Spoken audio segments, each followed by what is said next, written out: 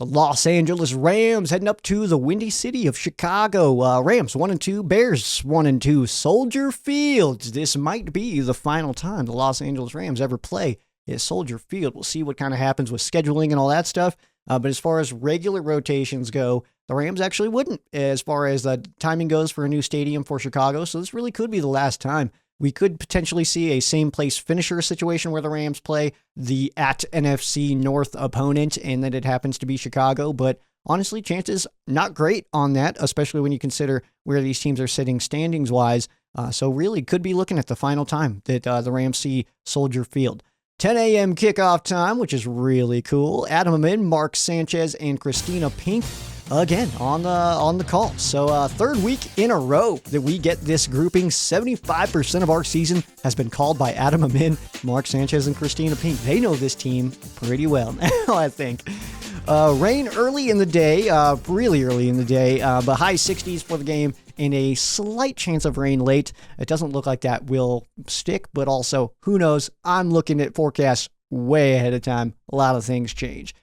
If you are a bettor for this game, Rams plus 2.5, plus 132 on the money line, over under 40.5, plus 2.5 for the Rams. Dude, that's crazy. We're underdogs in this one, man. I guess it kind of makes sense when you consider all the injuries and stuff like that, and then hitting the road again. We've only had the one home game, but I will say I expect that to change because I'll be honest, you're going against a Bears team that's also 1-2. Offense has not gotten rolling. In fairness, solid defense, but I would say a lot of money is probably going to come in on the Rams over the course of the week, so that number will probably dip down. And if you are looking to hop in on that, I would do it early. Pants picks. So this week, the Rams will be in their white jerseys. Have yet to see the Royal this year. First time will be next week against the Green Bay Packers. But all of us going with the Soul Pants. I took the dub last week solo, so I am now tied for first place with Payo Time. Rams House sitting in last. But that cannot change this week as the standings will remain the same no matter what happens as we all pick the white on soul combination for this one. And also, I feel like the Rams know that I'm doing this segment now, and now they give us the pants, like the uniform combo way ahead of time. And they're kind of ruining this for me a little bit, but it's okay. And also then when you get the 24-hour notice, I don't even open that thing anymore. It's like, yeah, I already know all this stuff. Like, one of the main things I would open that for was for the pants picks. And now that we have that, it's like, oh, okay, I've seen all this all week, man. So it's all good. But hop in as well. You can always play in this game with us with our pants picks and drop your predictions in the comments below. But again, Rams will be in the white jerseys for this game. Third road game in 4 weeks for the LA Rams. Only one home game so far. That happened to be the dub, which is very cool. But 0-2 on the road so far. So trying to notch a dub in that category here. Kind of what we're watching for in this one. The Rams defense feels like it's getting there, but does also feel like they are susceptible to giving up the big play at any moment. It feels like any snap could be a big play. But overall, I think this team is just playing kind of how I expected them to on the defensive side. They're playing a little bit inexperienced with each other, with a new defensive coordinator, with all new captains. So I do anticipate, we played 3 games.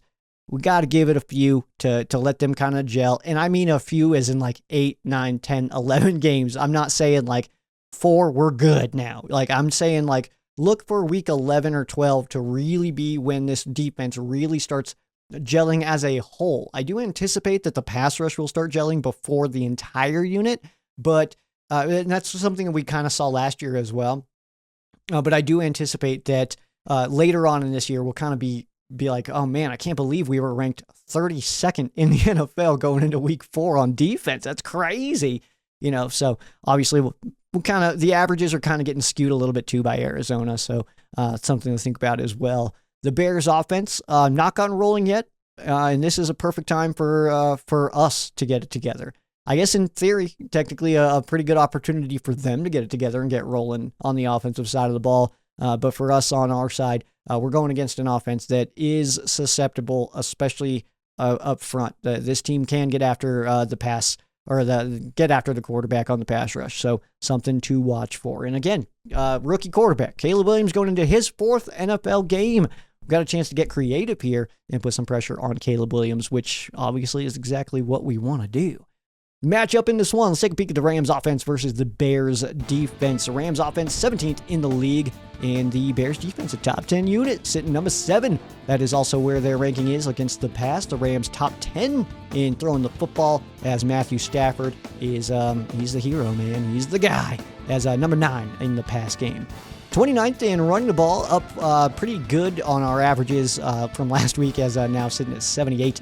But going against the 17th ranked pass or run defense for the Chicago Bears.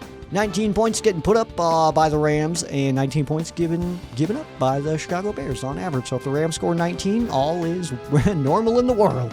And third down, Rams 22nd in the league, and Chicago Bears only giving up a quarter. That's pretty awesome. Second ranked in the NFL. Rams went after the run a lot last week, and Kyren had himself a day, dude. Scoring 3 touchdowns, absolutely awesome. Could be another big day for Kyren. I anticipate that he'll probably get some pretty heavy use up until the bye week at least, and when we get some of these receiving weapons back. And that's not just Cooper Kupp and Puka Nacua. I'm also talking about Tyler Higbee. Went out in the playoff game last year in Detroit with that torn ACL.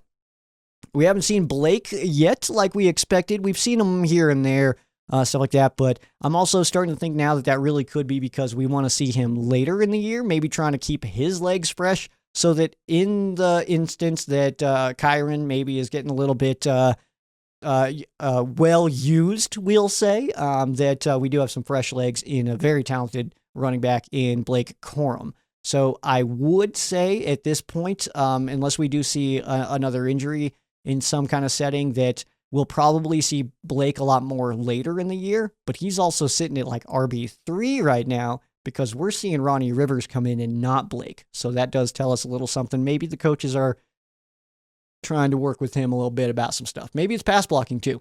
That we know that for McVay and his offense, if you can't protect Matthew Stafford, especially like the third down situations, you're probably just not going to get the chance, you know? So he's got to see that in practice, and maybe, and I'm just speculating here. That's pure speculation. Maybe that's why we haven't seen Blake quite yet. Another note here on the offense, Matthew Stafford is a cold-blooded killer. That's my note. I wrote that. That's depth of the Rams wide receiver room is showing itself, and it's really nice to see. Tutu coming in big with that deep ball. Had some scary catches early in the game. Obviously had the drop, and then that next one he got kind of double caught it, and it was like, dude, just catch the ball, man. Getting all nervous and stuff. But D-Rob coming in really clutch as well with his moments. Whittington, I just feel like isn't getting really targeted enough, but he has shown to be reliable when used. So I anticipate that I feel like we'll kind of see his targets and receptions kind of creep up as the year goes on. He's not an explosive starter like Puka was last year, where in Seattle he just like went off for like 171 or something like that. I don't remember the exact number, but we're not seeing that with Whittington. He seems to be a little bit more of a slow burn, while Puka Nacua just came in like Kool-Aid Man, just bursting through the wall onto the scene, man, which was absolutely awesome. Bears defense playing some really strong football, and this could be quite the battle. This Rams offense versus Bears defense is the battle that I'm excited for in this matchup specifically. I think that's a really good, just like a strength against strength, you know, and that's exactly what it is. Obviously, we're dealing with our injuries in the middle of the offensive line and then on the outside with our wide receivers, but we saw it last week. This team can definitely put it together. Speaking of that interior offensive line, that's actually my best matchup of the week. I'm going to go with interior offensive line versus Andrew Billings and Gervin Dexter, and Logan Bruss and Bo Limmer. They are playing well. Certainly have their hands full this week. These are talented players and a talented pass rush and front and total defense for the Chicago Bears. But Logan Bruss and Bo Limmer doing a good job, all right? I don't think that Bo Limmer is like, you know, pushing Steve out of the starting lineup or anything like that. We're asking him to do quite a bit as a 6th-round rookie center. And then Logan Bruss, obviously, we kind of, I don't know if we know or he knows or Sean knows or anybody knows exactly who this guy actually is. If he's going to be a guy that we can kind of build up and eventually become a starter, or if he's just going to be playing the role that he's playing now, just kind of a fill-in depth guy. I'm not really sure yet if anybody knows that. but these next few games could solidify that answer in either direction, in fairness. And if this happens to be a game where they look worse, and I'm talking about Bo Limmer and Logan Bruss, I wouldn't take it as that they're terrible. This is a tough matchup for these two, and they're being asked to do a lot here. I would anticipate where we'll see that situation where we're in the shotgun, and then Kyron or whoever's at running back kind of comes up right into that A gap to kind of just fill that. Like we see that a lot with our running backs, especially in passing downs, where we know that the blitz coming there. Just go fill the gap, dude. Just go now. Just go before we snap it. Just be there. We see that a lot out of the Sean McVay offense. Your 3-2C on the offensive side of the football. We're going to start with Kyron Williams. 3 TDs last week. Absolutely awesome. Great timing for Kyron to get into a rhythm if that's what we are seeing right now. Because, again, being out superstars and Puka and Koopa, then we need to see, the run game and the guys that we do have, the stars that we do have, because let's not mince it here, man. Kyron is a star, and so this is a great chance for him to just get it rolling, and especially against a Bears team. You're in Soldier Field. It's going to be, nice out and stuff like that, decent out, but still got to just make sure that you can run the football this week for sure. Colby Parkinson. Parky? I think, is that, do we do that? Do we call him Parky? I know that for sure if he was a hockey player, that would be his nickname, because everybody in hockey just uses a little chunk of your name and then E at the end of it. That's just Landy is, and it just happens. If you're a hockey fan, that makes total perfect sense to you, but Parky, maybe, starting to find a little bit of a groove here.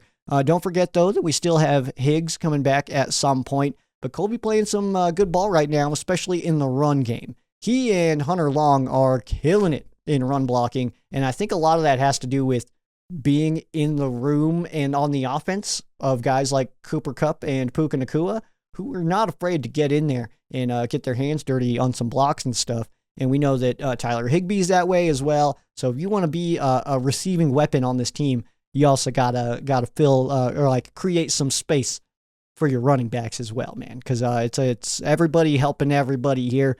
If that running back can get some big carries, then you might be more open in the next couple plays. So, and I think that's kind of being communicated amongst the Rams weapons. Speaking of Rams weapons, our final on the 3-2C, Tutu Atwell, the 2-2 train, man, all aboard. I'm a converted Tutu supporter myself, and I will tell you that it is never too late. We kind of had this conversation on the live stream this week that I sat here, I made a whole video titled LA Rams wide receiver Tutu Atwell is a bust. Now, in fairness, that was a different Sheriff Joe Bags. All right. I kind of feel terrible about that.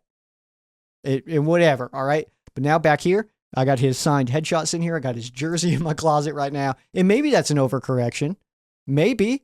But hey, I'm here to support my boys. All right. Tutu Atwell, though, confidence feels like it is key for him, as it feels like when he's playing, when he kind of gets rolling and gets some confidence going, some momentum going, he's just got more swag, and he just plays with that swag. And so to have a game like that, or a situation like that, where not only you're catching that deep ball to put the Rams in a great spot to pull off that game, but then you also get the fan base, the entire fan base being like, yo, Tutu, going nuts for you and stuff like that. All social media all this week has been very heavy on Tutu. You gotta love it, man. And so he does feel like a guy whose confidence does impact his play. And maybe I'm wrong there, but that's kind of just my perspective and what I'm seeing in him. But right now, that should be good, dude. Let's ride this wave, Doug. Let's do it, man. Tutu, the 2-2 train, leaving the station, head to Chicago, man. If Tutu is running towards Chicago, however fast he runs, I don't know. There's something there. There's something there. Flip over to the other side. We got the Bears offense versus the Rams defense. This is an interesting little battle here. 29th ranked offense out of the Chicago Bears going against the last ranked defense out of the LA Rams. Passing the football, the Bears and Caleb Williams are 25th in the league, and the Rams against the pass 29th in the NFL. Running the football, one of the teams that are worse than the Rams on the ground on offense, 31st ranked for the Bears. 30th, though, going against the Rams, are susceptible to giving up some big plays there. Points being scored, 17.7 22nd in the league, and the Rams giving up over 30, dude. That's 31st in the league. Gotta change that number for sure. And third down given up, Rams near the bottom in this regard, but the Chicago Bears picking up a third of theirs. Some of the notes we're looking at here on the Rams defense, Rams rankings are low, but it does feel like something that will even out. And again, it feels like the Arizona Cardinals game is just kind of destroying our averages right now. So I think in the next few weeks, obviously we got the Chicago Bears, not a great offense. The Green Bay Packers will have a solid offense and fully anticipate that Jordan Love will be back for that one. You get the bye week, then you get Raiders, Vikings, Seahawks. So there is an opportunity to kind of level out these averages a little bit. Although, in fairness, Vikings are on fire. Why, though, dude? What? But either way, fun stuff. Rams young line and edge rushers, they feel like they're building up a little bit. Like, am I wrong? Like, does it not feel like Verse, Fisk, Turner, and Young, that combo is just going to like become the sickest thing in the NFL, like in a little bit? Like, doesn't it maybe I'm the crazy one here, all right? Very possible.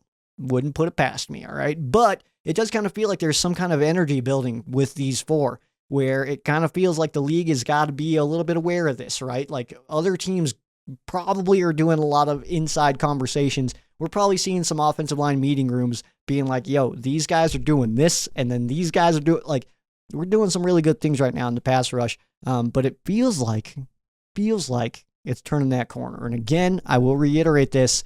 They are four guys, and they are fearsome, but let's hang on, okay, until we start saying things. All right. The Bears offense has not gotten it going yet. Great opportunity for this young team, our young team, to do some damage against the Chicago Bears. And then the Rams secondary doesn't feel like they've gotten any hardcore playmakers right now. There's nobody that I feel like is in the secondary that is like, this guy's locking it down. He's killing it. It's everybody else that's the problem. I don't feel like we have any of those guys right now. And maybe my hopes were too high for the Cam Curl and Cam Kinchens. Maybe I kind of had my expectations a little bit too high on them. But I also feel like the potential is there. We're seeing some things in certain plays where you're like, yeah, he can do this though, man. Like, he can be that guy. We just got to see that become a regular part of it. Your best matchup in this one, probably, maybe will disagree with me on this one. Troy Reeder and Christian Roseboom against Caleb Williams. Green Dot Reeder will be tasked with adjusting to a guy who's in his fourth NFL game. Rookie quarterback Caleb Williams, mad talented, all right, but it's his fourth NFL game. Although we do have our first-year defensive coordinator, Chris Shula, and Troy Reeder as the Green Dot. So I would call this decently even, all right, band name. But overall, I do like that Troy Reeder, he does have enough experience that I think that he will be able to get creative with that. So Caleb was really yet to have a strong game to really pop, and I don't know if, I didn't ask Rishi this, I probably should have, of like, have you had those moments of being like, oh no, this is the guy. We've seen it already with Jaden Daniels of moments where it's like, oh no, he's it. Like he is that dude, you know? But as far as Caleb Williams goes, and in fairness, I have not watched super closely to Caleb Williams. Will this week for sure, especially leading up to the end of the game. I kind of wanted to have a better idea of what we might be seeing here. But we'll see what happens, man. He has not yet had that big game. And this is a team that let Kyler Murray have a perfect game. So it's possible, I suppose. 3 to see in this matchup here. Rams defense versus the Bears offense. We're going to start with Jared Verse. Verse is showing the league that he is definitely going to be in the conversation for Defensive Rookie of the Year all year long. And if you have not already put your money on it like I have, do it now, dude. We're going into week 4, and dude's kind of, in fairness, running away with it already. I think he was the first defensive player taken in this draft, and I'm pretty sure. I'm like 98% confident in that. But that either way, if he's the top defender, then we kind of expected that anyway, that he would at least be in that conversation. But his play is killing it, man, and he's showing up big time.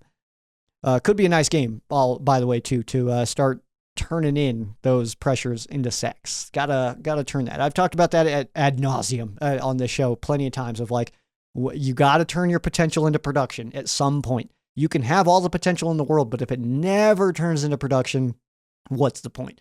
And Verse feels like the guy who can definitely turn that into production and probably will within the next few weeks.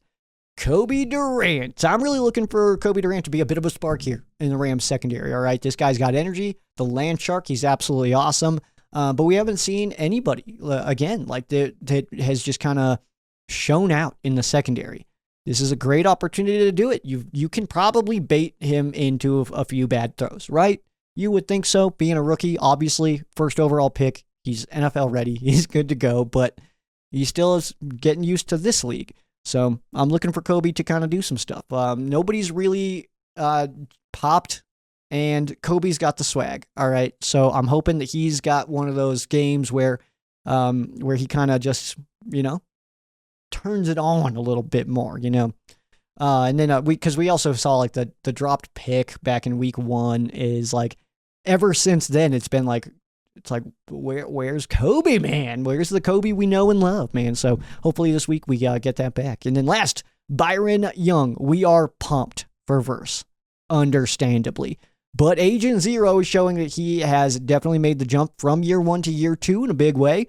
And Young is certainly benefiting from that FSU duo, in fairness. But let's not forget that Young is quite sick himself and coming off the opposite edge of Verse. And Young and Verse growing in this defense together for a few years. Just feels like at some point there's going to be some headlines talking about Byron Young and Jared Verse, this mean pass rush duo out of the LA Rams. Pretty sick stuff. We got an interview here with Rishi Barran. We'll get to that here in just a moment. But first, some connections here. Former Rams on the Chicago Bears. We have kicker Cairo Santos, short timer for the Rams. Nothing crazy there. Tight end Gerald Everett. I've never been snubbed so hard on an autograph than from Gerald Everett. He got to the person next to me and then looked up at me and was like, that was my last one, and then turned and walked away. I was heartbroken. I'm a grown man. I was heartbroken. And clearly, I was still talking about it. Offensive lineman Coleman Shelton, one of my personal favorites when he was a Ram. Daniel Hardy, absolutely awesome. He, again, short timer for the Rams, but he was with us for a bit. Name you might remember, wide receiver, Simba Webster. Simba. Absolutely awesome, man. He's the return guy. And, now rocking it for the Bears. Secondary coach, Andre Curtis, and offensive pass game coordinator, Thomas Brown. He was our former running back coach when we had Todd Gurley. Former Bears on the Rams, Sean Desai and Dave Tagone. Tajone? Not sure. But 2 coaches, defensive assistants.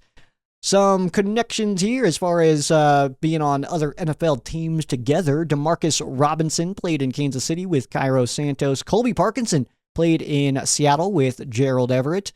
Darrell Taylor, Travis Homer, Jake Curran, and Andre Curtis. Oh, and Chad Morton and Kerry Joseph as well. So Colby Parkinson, definitely well-versed when it comes to those guys. John Johnson played in Cleveland with Andrew Billings and Stephen Carlson. Cam Curl played in Washington with wide receiver DeAndre Carter and defensive lineman Montez Sweat. And Sean McVay coached in Washington with Chris Morgan, who was an assistant offensive line coach at the time. And Sean McVay, obviously, offensive coach as well. College connections. Rams running back coach Ron Gold was the running back coach at Cal when Keenan Allen was there. So not in his grouping, but they were there together. Kyron Williams played at Notre Dame with tight end Cole Kmet. Quentin Lake played at UCLA with Carl Jones. Troy Reeder played at Penn State with Ryan Bates. Jalen McCullough, undrafted rookie safety for the Rams, played at Tennessee with Velus Jones Jr., Darrell Taylor, and Darnell Wright.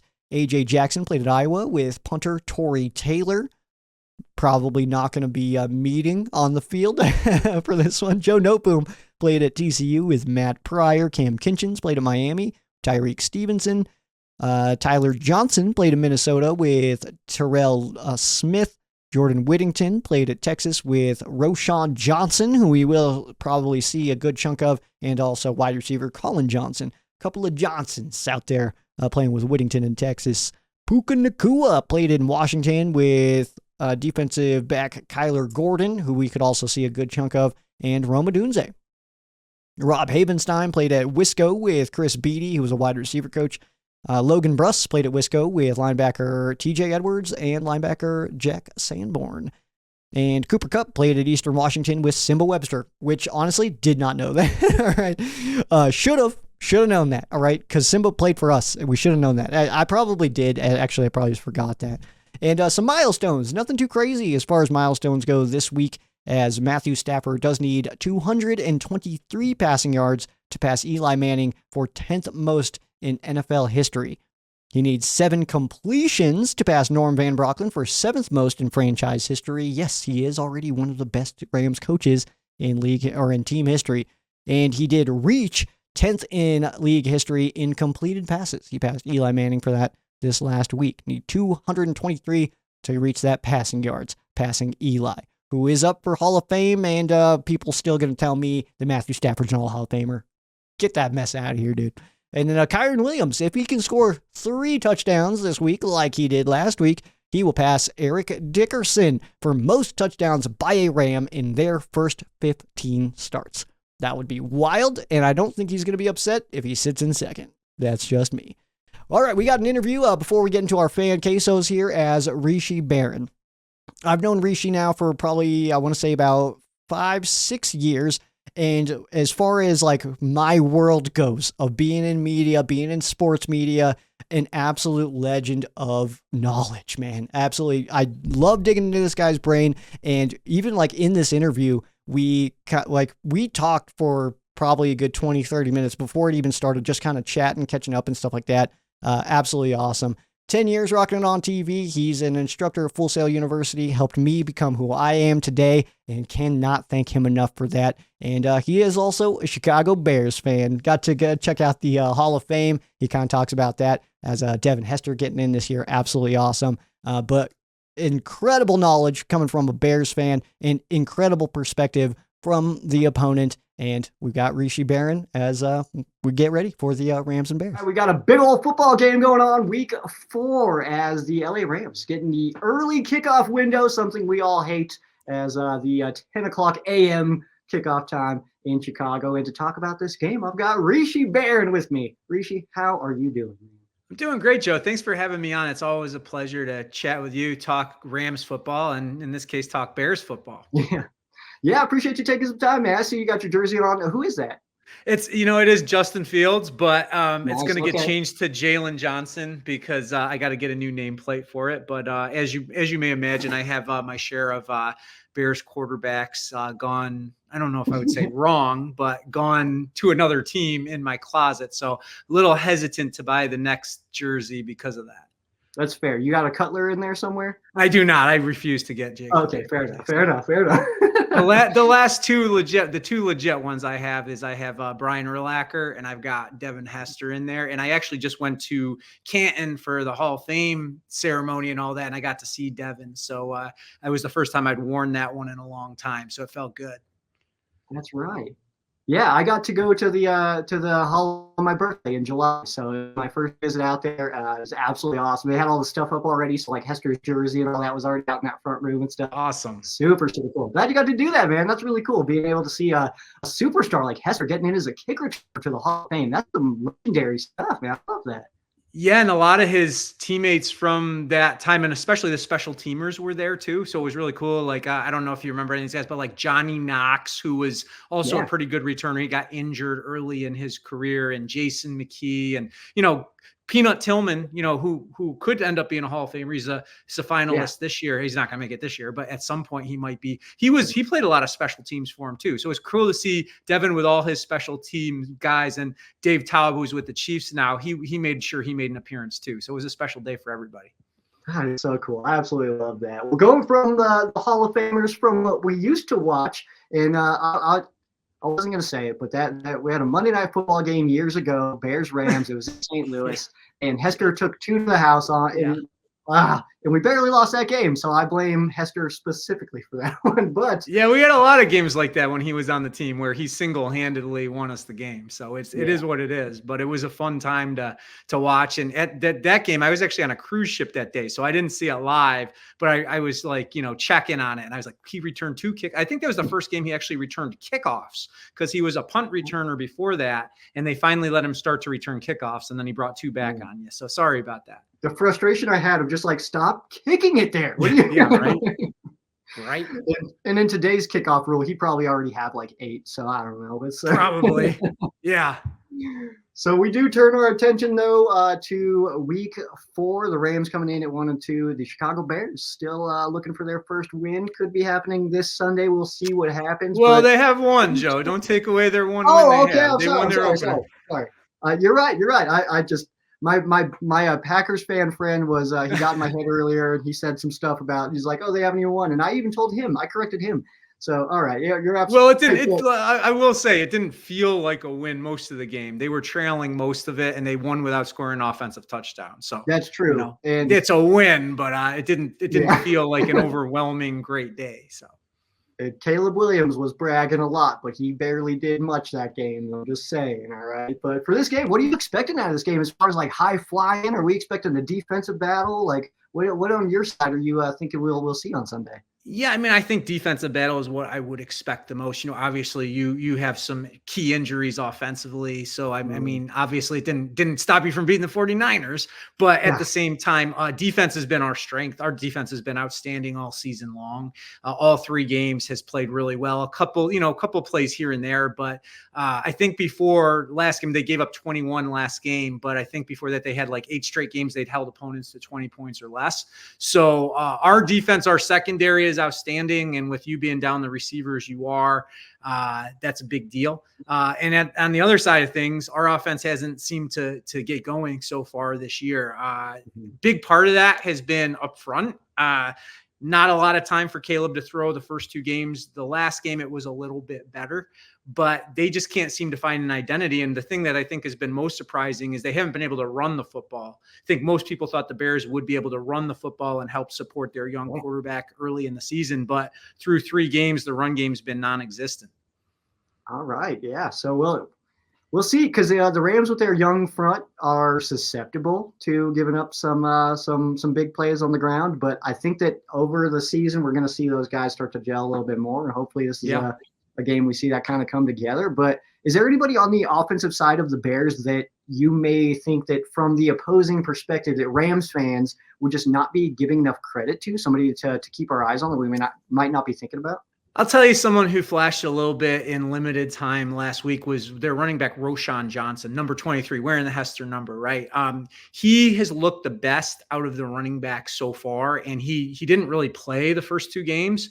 And they gave him some opportunities and he made some plays. Now, DeAndre Swift, who is their big free agent signing at running back, has been non-existent. I mean, he's had a couple of, screen passes that have gone for a little, but his yards per carry are something like 1.8 or something, just terrible. So I don't know, the play calling has come into question by a lot of fans so far, but I think all fans are clamoring for more Roschon Johnson. He's a physical back. He was actually Bijan Robinson's backup in college at Texas.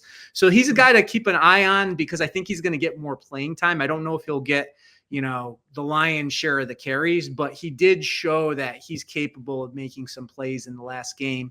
So I'd say he, out of the people that maybe you don't know too much about, is somebody that you should keep your eye on. Is there anybody on the defensive side?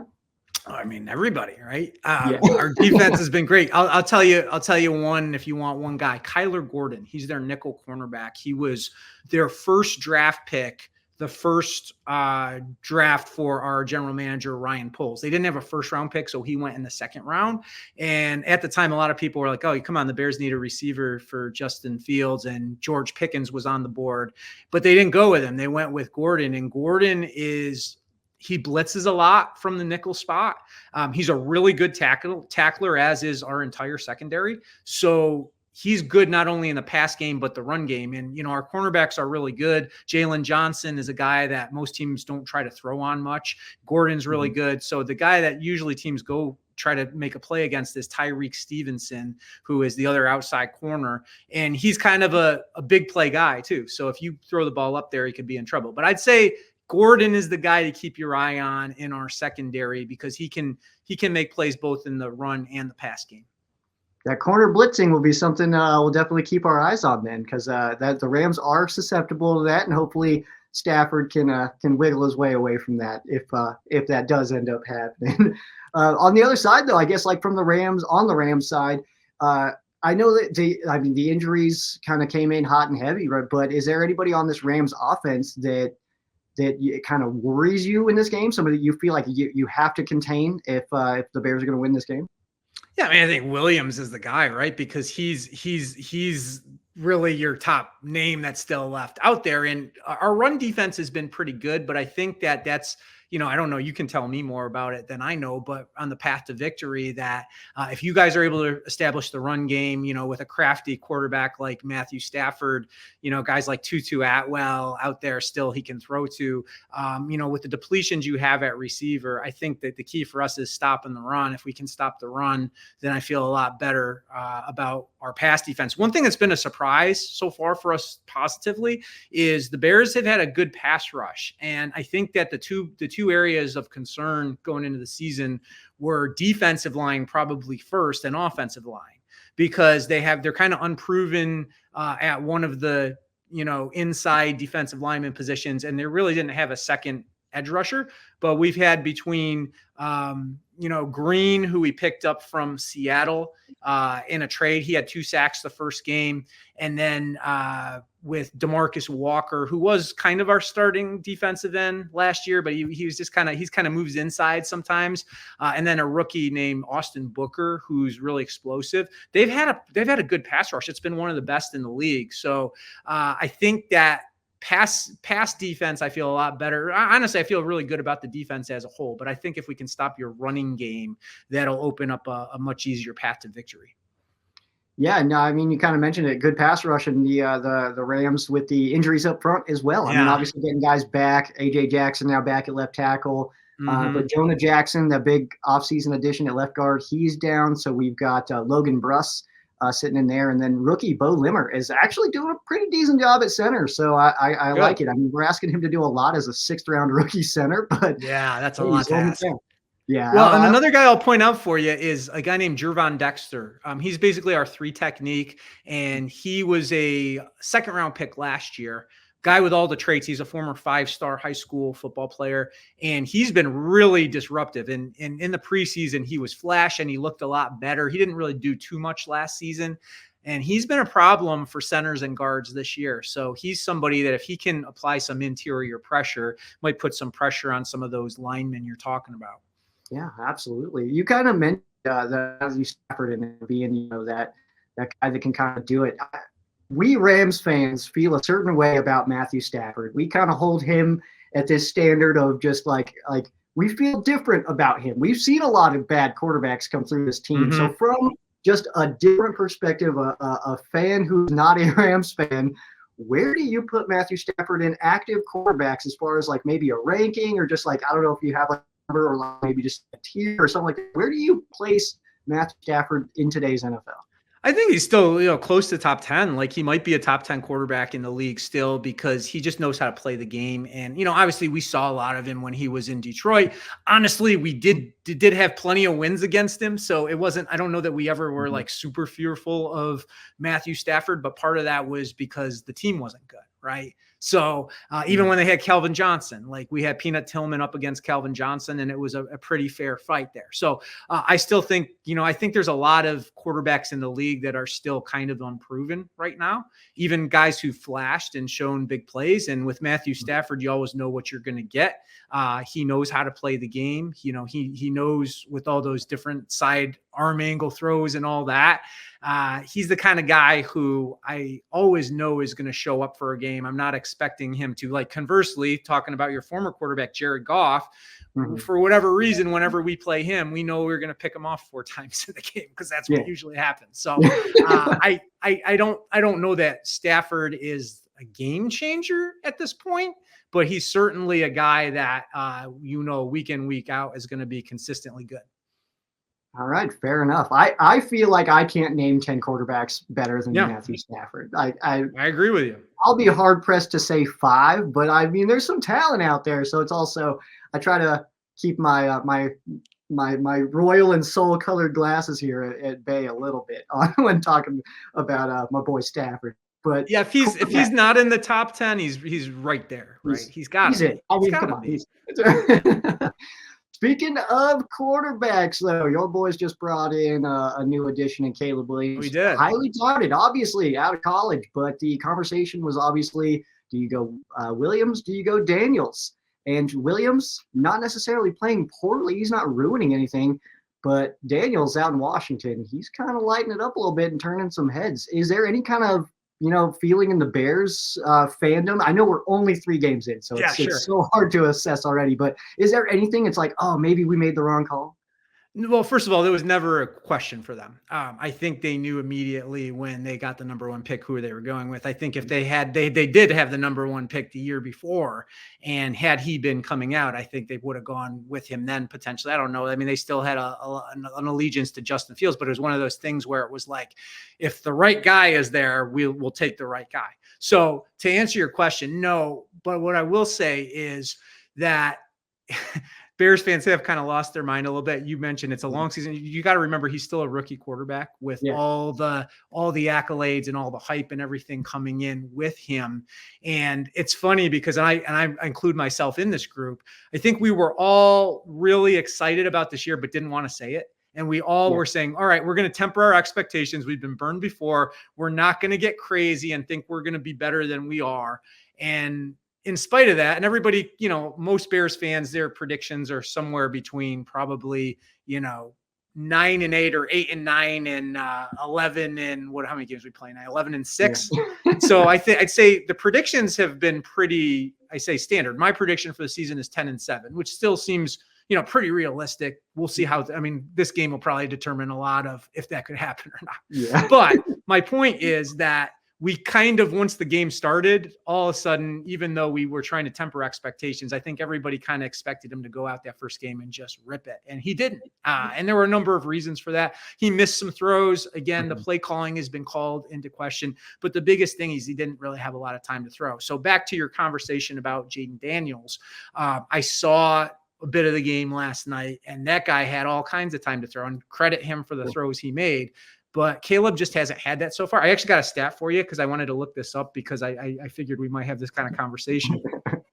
Caleb Williams in week 3, when he had a clean pocket, 29 for 43, 331 yards, 15 first downs, 2.31 average time to throw, 1 touchdown.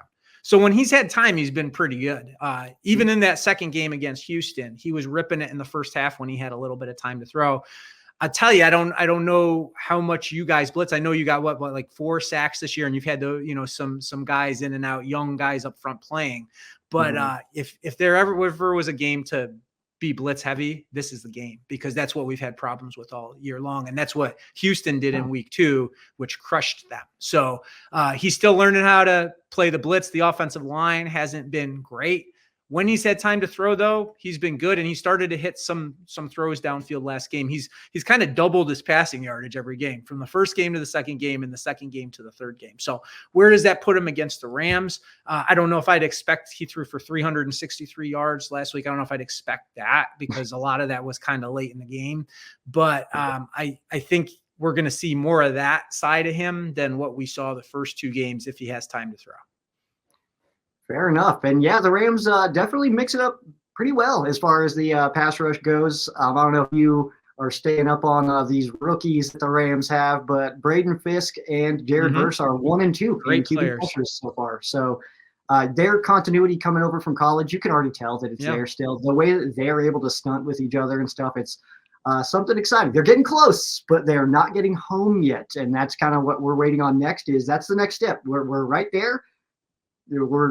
We just need to put it together, and maybe this will be the week that happens. But obviously, It's gonna be a good one either way. Because I mean, Caleb Williams coming in just with something to prove. I mean, like you said, he comes in with just the expectations are massive. But I also think that like you said today, the Bears fans' expectations, you're trying to temper them. But like you bring in a Keenan Allen, you bring in a Dunze and Caleb Williams, you got a good defense. I think that if I was sitting in that situation as a fan, I would have come in with some pretty high confidence as well. So I don't know, maybe I think it's just well, you brought up the stunts. That's a good point to bring up because they've had a lot of trouble with that. And Nice. if you look it up, if you want to search social media and find some stunts against the Bears, it's been painful. The center has not been good. The guard, one of the guards, has not been good. So they did make a change on the offensive line last week. It seemed to help a little bit. They put in a different guard, but at the same time, yeah, it could be a get well game for your pass rush up there, if that's the case. But I will say I've been really impressed with how Williams has, Caleb Williams has handled kind of the ups and downs so far. He seems measured. My biggest concern about him was nothing to do with on the field. It was, you hear all these stories off the field. People thought he had an ego and all this stuff. That has been not at all the case since he's been in Chicago. He's been a team guy. He's been a good leader. He's been, his body language on the sidelines sometimes hasn't been great. But other than that, I've loved the way he's handled himself, and he seems to be ready for adversity. He seems like the kind of guy who doesn't get too rattled with it. So I think if nothing else, the first 3 weeks he's learned a lot. Will that translate against the Rams? I don't know. But I'll tell you what, if you get pressure on him, that's the secret to coming away with a win on Sunday for you. Well, we'll see what the last year Chargers interim head coach Giff Smith, Rams defensive line coach, what he cooks up for this one. I'm sure he's keeping an eye on all those numbers like you talked about for the stunts and stuff. But I got to get to this one now, man. Like we obviously it's early in the season. We're beat up and young. You guys are young. What's your score prediction? What do you think happens in this one? So I know I said I thought it'd be a low scoring game, but this is what I'm going to give you. I'm going to give you Bears 23, Rams 20. Now I will say this. I was surprised to see the Rams are an underdog coming into this game, especially considering that you just beat the Niners. I understand the injury concerns, but I think that caught a lot of people off guard when they saw the line. Bears fans didn't expect that they would be favored after you got the win you got last week. And, and we're now 1-2. So, but a lot of people are also saying, well, it seems too obvious to take the Rams. So this is one of those games, especially with what's happened in the NFL the first 3 weeks of the season. I don't know if I've ever seen anything this nuts with the way these games are going. So I'm going to give the Bears the win. I think the difference in this game will be special teams, because we have a rookie punter who's been placing the ball really well. The guy who was at Iowa last year, Torrey Taylor. If they can control the field position, maybe get a big return or two. I like where we sit defensively. I think we can probably cause a couple of turnovers. And I do think this is a game where Caleb will have one of his better performances so far this season. I don't know if Keenan Allen's playing or not, but if he is, that could be a big boost because they haven't really had much of him the first 3 weeks. That's interesting. You bring up special teams as a deciding factor. The Rams special team is great this year, actually. Doing awesome. Joshua Carty, rookie kicker, hasn't missed a kick. Hit the game winner last week. Ethan Evans is going to knock the ISS out of the sky one day.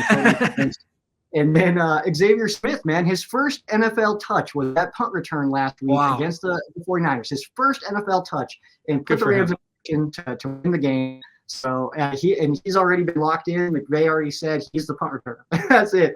He earned it on one, so I'll take it. And then so we'll see if special teams really is the deciding factor. Ours is definitely young. I'll tell you who I miss. I think you told me at some point you kind of lost your luster for this guy, but I missed Johnny Hecker. That guy was fun. He was a great punter, and he always threw a good pass on those fake punts. Yeah, I love Johnny.